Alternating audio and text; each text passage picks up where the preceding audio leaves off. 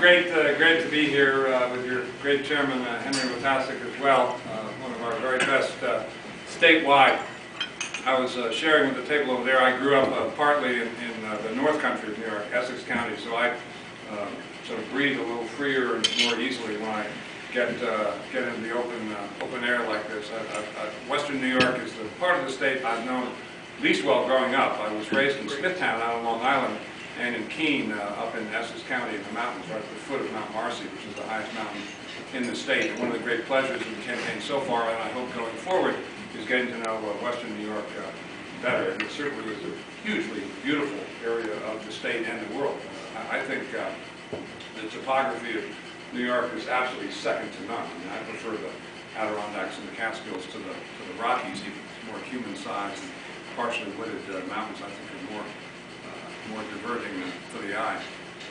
But as the supervisor said, I do have some relevant experience for what ails New York these days, and it really is what's propelled me to seek the nomination and try to get elected governor here.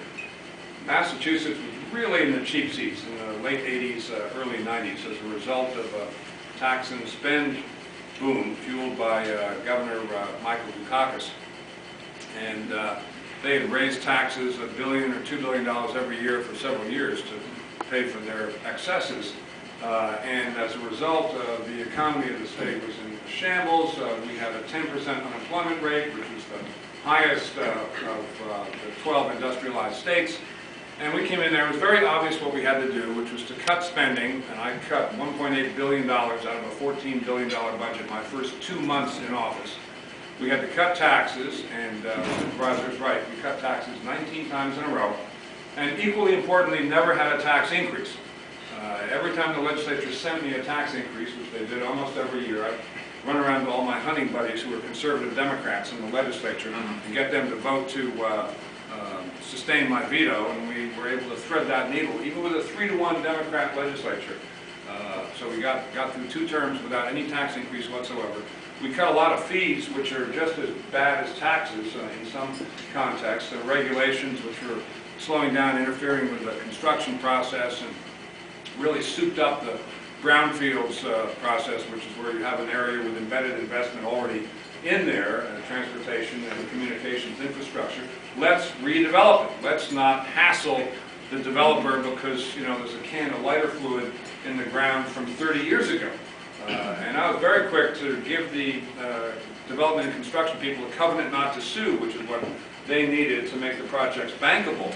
And bankability is the name of the game, as many of you know, in the development area. And passed a reg that if the environmental professionals didn't answer the questions within 60 days, all the permits were deemed granted. That got their attention. So, you know, we did spur redevelopment in some of our more aging cities, which is something that needs to be done in upstate and parts of Western New York.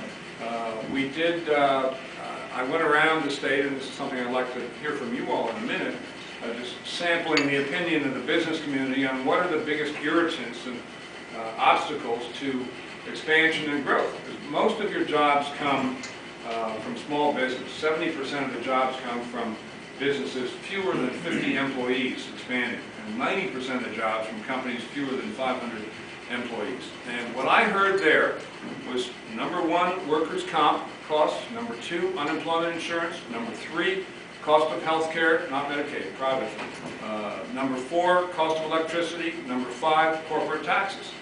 In New York, I think you'd have to add the tort tax, the excess cost of liability insurance as a result of the untoward influence that the trial lawyers have in Albany, frankly, because of Speaker Sheldon Silver. He's paid a lot of money every year, and before this campaign is over, I'm going to find out how much money by a personal injury law firm, doesn't disclose it, and man, does he carry water for them in the legislature. And it's one of many little cancers on our body politic in Albany.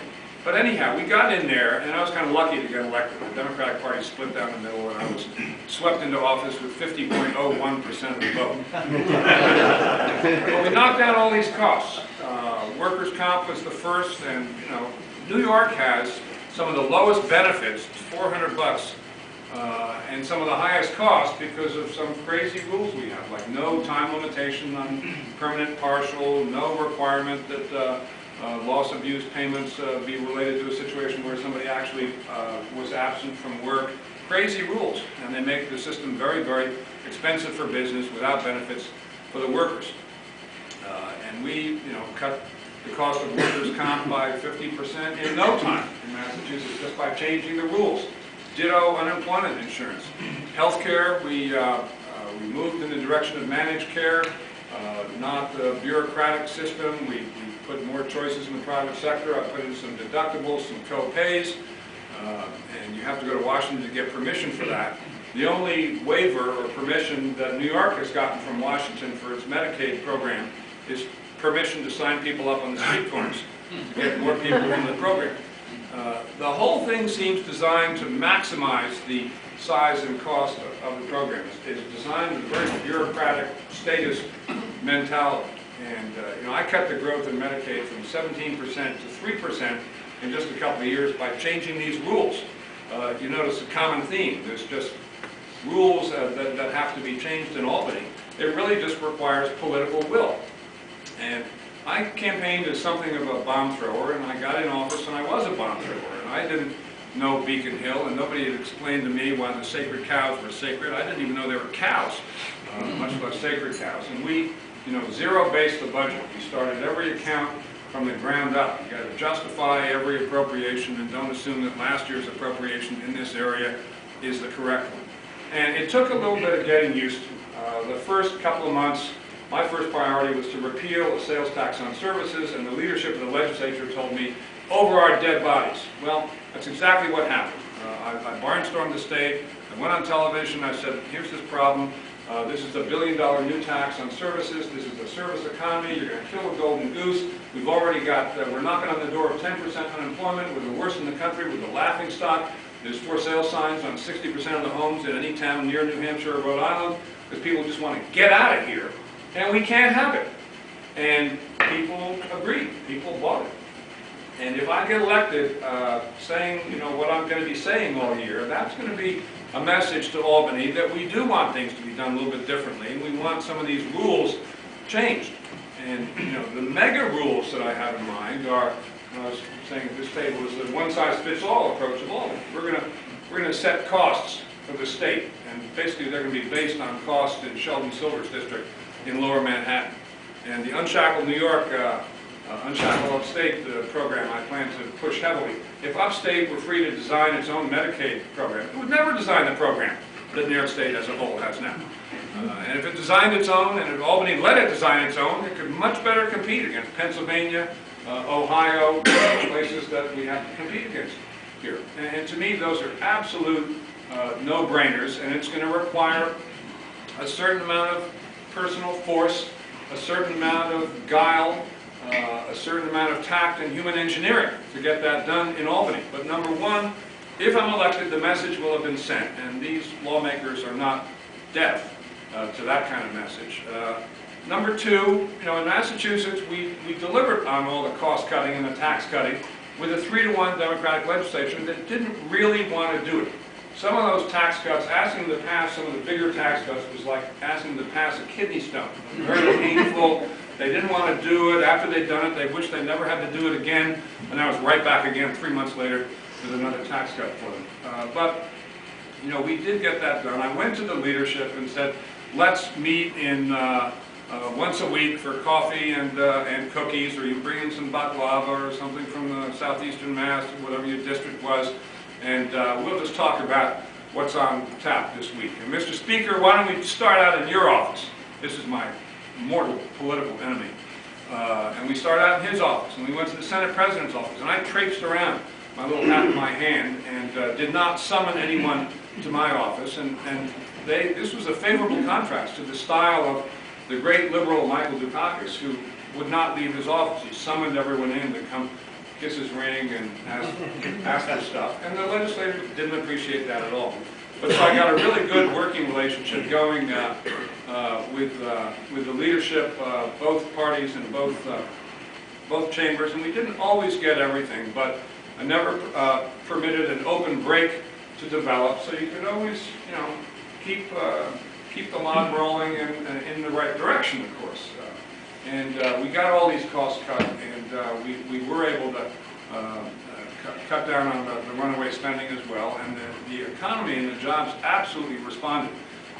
We had a 6-part economic development plan for 6 different regions of the state, and even within Western New York, you're going to need a different plan for Niagara Falls than you have for Rochester. A different plan for the Finger Lakes. You may want to emphasize tourism promotion, open space, wine, fruit, in some of the rural parts of the state where you have high-end skill sets latent in the indigenous workforce. You're going to want to try to promote that type of industry. This is a non-delegable duty of the governor, and I expended more shoe leather on job creation than anything else, and I would plan to do so here.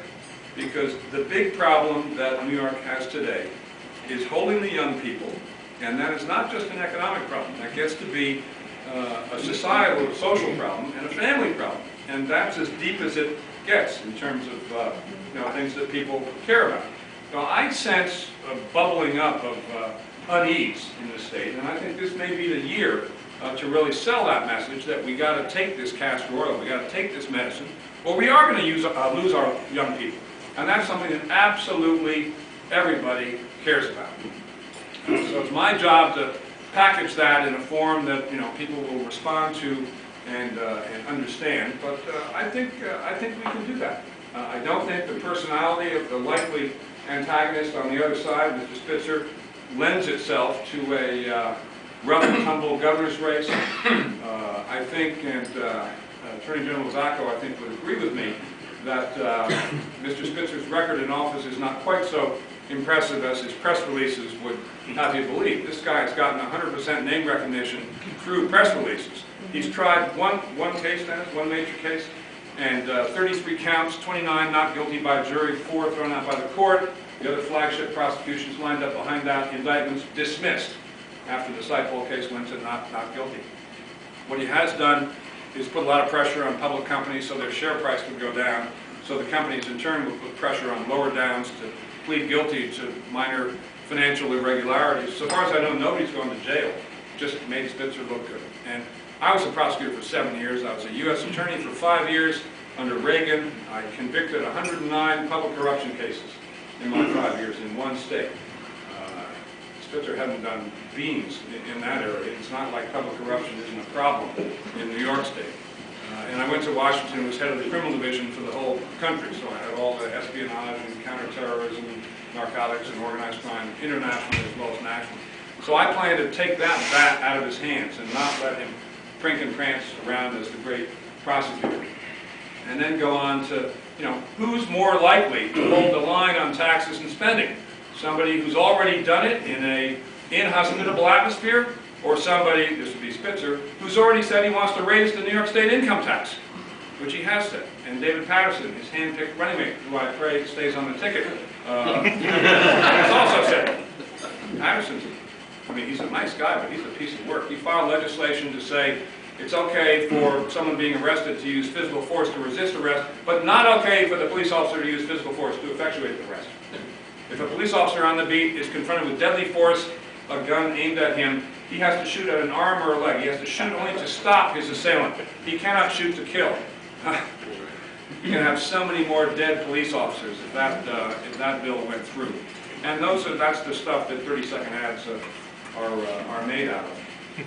So, I pledge you, you'll have my full energy to deliver the message that I'm talking about. I've been spending a lot of time with Tom Golisano recently. I'm hopeful that we may get his support in this effort, which I think could be quite important, certainly in this part of the state, also some parts of downstate too, Long Island. And the more time I spend with him, the more I like him. I think he's got a lot to say.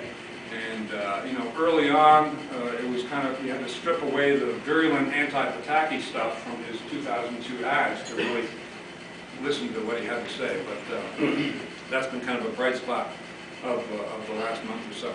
But I think the race is eminently winnable. At November 7th, both the Republican and Democratic candidates are going to have 100% name recognition.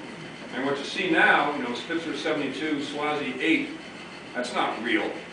If that were a ballot test between the two of them and people knew about both of them, that would be maybe 60-40. So that's just name recognition, and that'll melt as the year wears on, and they fortunately sell name recognition down at the TV station.